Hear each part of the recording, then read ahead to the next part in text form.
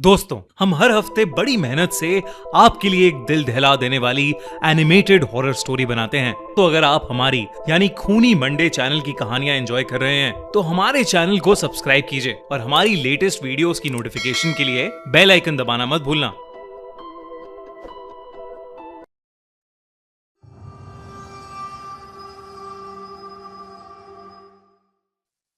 राजा साहब haunted palace. ये कहानी रवि नाम के एक क्रिमिनल के साथ हुई एक रियल स्टोरी पर बेस्ड है। आंध्र प्रदेश में रहने वाला 34 साल का एक हट्टा कट्टा आदमी रवि नायडू बड़े बड़े बिल्डरों के कहने पर छोटे छोटे लोगों के घर पर कब्जा करने का काम करता था। ना वो किसी गैंग का हिस्सा था और ना ही किसी से दुश्मनी रखता था। सुबह उठना, अपनी पुरानी मोटरसाइकिल स्टार्ट करना और डायरी में लिखे नाम के पीछे निकल जाना, यही थी उसकी जिंदगी। उस दिन शाम को जब वो अपनी डायरी देख रहा था तो उसको एक कंस्ट्रक्शन कंपनी से मैसेज आया। ये मैसेज एक बहुत बड़े बिल्डर का था जिसे पास के एक छोटे से शहर के सबसे बड़े राजमहल पर कब्जा करना था। वो बिल्डर इस काम के लिए मुंह मांगी कीमत दे सकता था। रवि को लगा कि उसके लिए ये एक लॉटरी जैसा है और अगर उसने वो राजा महल खाली करवा दिया तो उसे फिर से ये छोटे छोटे कब्जे का काम करने की कोई जरूरत नहीं होगी। पर राजा महल का नाम पढ़ते ही उसके दिमाग में शहर की पुरानी बातें याद आईं। राजा महल शहर के बाहर जंगलों के बीच बना शहर के राजा साहब का एक बहुत ही शानदार पैलेस था जो उनकी मौत के बाद कई सालों से वीरान था। लोग कहते हैं कि उस महल का असली राजा बहुत बुरी तरह मारा गया और आज भी उसकी आत्मा वहां अपने बदले के लिए भटक रही है। कई लोगों ने उस महल पर कब्जा करना चाहा पर कोई भी वहां आज तक रात में रुक नहीं पाया है। रवि ने खुद से कहा कि यह सब अफवाह है और उसे यह काम करना ही चाहिए। दोपहर को रवि अपनी मोटरसाइकिल पर राजा महल की तरफ निकल गया। रास्ता धीरे धीरे सुनसान होता गया। शाम ढलने लगी। शहर के घर पीछे छूट गए और पेड़ों के बीच से गुजरते हुए आसमान का रंग बदलने लगा। हवा ठंडी नहीं थी लेकिन भारी थी, जैसे हर सांस के साथ कुछ और भी उसके सीने के अंदर जा रहा हो। राजा महल का गेट सामने आया।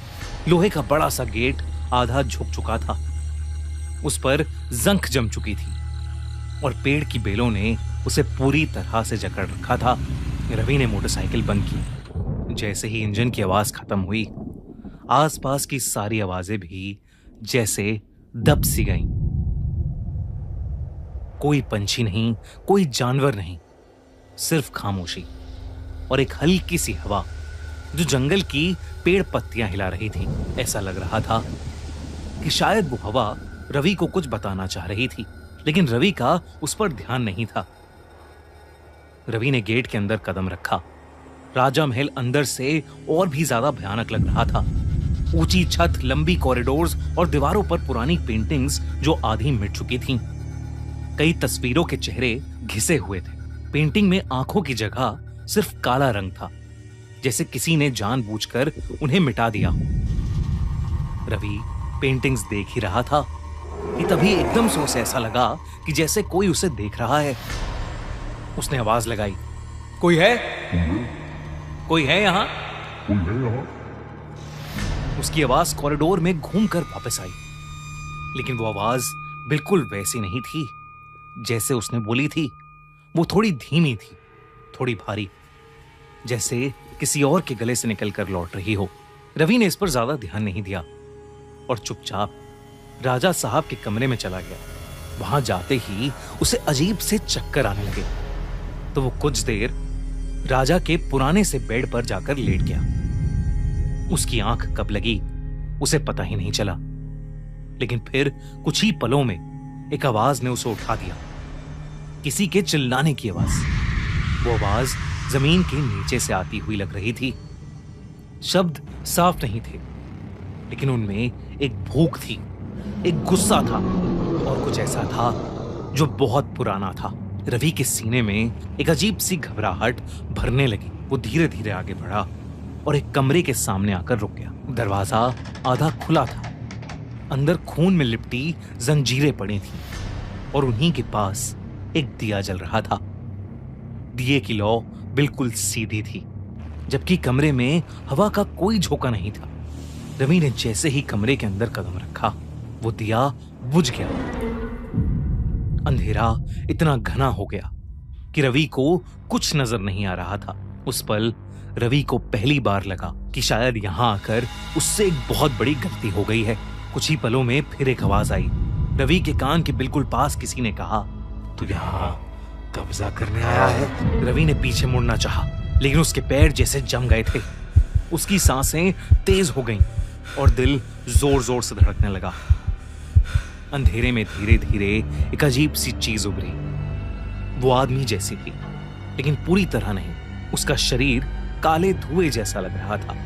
चेहरे पर आंखों की जगह सिर्फ गहरी खाली जगह थी। उस आदमी के हाथ में एक पुराना यंत्र था, जिसमें सूखे बाल और छोटी छोटी हड्डियां बंधी हुई थीं। फिर उस आदमी की परछाई से एक हंसी की आवाज आई, बहुत धीमी सी हंसी। धीरे धीरे वो धुआं, उस आदमी की परछाई एक भयानक तांत्रिक में बदल गई। उस तांत्रिक ने कहा कि वो भी कभी कर्ज में था। उसने बताया कि इस महल के राजा ने उससे उसका हिसाब देने को कहा था। राजा ने उसे काले तंत्र, बलि और खून के कामों के लिए राज्य से निकाल दिया था। और फिर अचानक से वो कमरा बदलने लगा। रवि ने देखा कि राजा महल अपने पुराने रूप में आ गया था। दीवारों पर रोशनी थी, सामने एक राजा खड़ा था, लेकिन जंजीरों में जकड़ा हुआ। वो शांत था, लेकिन उसकी आंखों में सख्ती थी। उसके सामने वही तांत्रिक खड़ा था, जिसका चेहरा गुस्से और नफरत से भरा हुआ था। तांत्रिक ने अपनी काली शक्तियों का इस्तेमाल किया। मंत्रों की आवाज गूंजी। राजा को चारों ओर से काले सायों ने घेर लिया और राजा साहब को मार दिया गया। खून जमीन पर गिरा, बलि पूरी हुई। ये सब देखकर रवि का गला चीख से भर गया। तांत्रिक की फिर आवाज आई और उसने कहा, अब रवि की बारी है। तभी रवि की सांसें भारी होने लगीं और उसके सीने में एक अजीब सा दर्द होने लगा। अचानक रवि जमीन से नीचे उठ गया, जैसे वो हवा में तैर रहा हो। उसकी आंखें सफेद पड़ने लगीं और उसे ऐसा लगा कि जैसे कोई उसकी आत्मा उसके शरीर से बाहर खींच रहा है। और तभी एक और आवाज आई। वो आवाज भारी थी लेकिन शांत थी। राजा साहब की आत्मा रवि के सामने थी। उसका चेहरा खूनी नहीं था, उसमें सिर्फ दुख और कर्तव्य था। राजा ने कहा कि इस घर में और खून नहीं होगा। तांत्रिक चीखा और बोला कि रवि अब उसका शिकार है। तभी अचानक राजा की आकृति बड़ी होती चली गई और तांत्रिक के मंत्रों की आवाज टूटने लगी। दीवारें कांप उठी, अंधेरा जैसे चीखने लगा। तांत्रिक धीरे धीरे घूमने लगा, जैसे उसे कोई जबरदस्ती खींच रहा हो।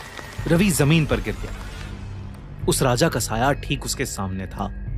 वो साया अब बहुत ज्यादा डरावना लग रहा था। चेहरे पर जैसे हजारों चोटें थीं और आंखें जो अंधेरे जैसी काली पड़ी थीं, खाल जैसे पूरी गल चुकी हो, इतनी कि राजा साहब के शरीर की हड्डियां दिख रही थीं।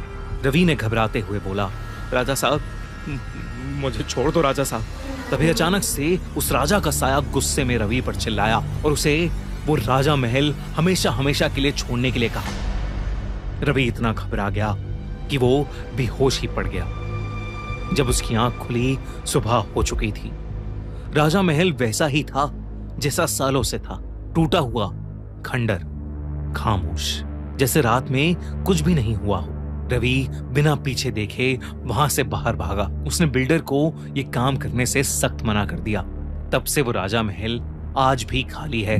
शहर के लोग आज भी कहते हैं कि वो राजा साहब का महल रात में जिंदा हो जाता है। आपको क्या लगता है? हमें जरूर बताइए। और अगर आपको ये वीडियो अच्छी लगी तो हमारा चैनल खूनी मंडे सब्सक्राइब करना बिल्कुल मत भूलना।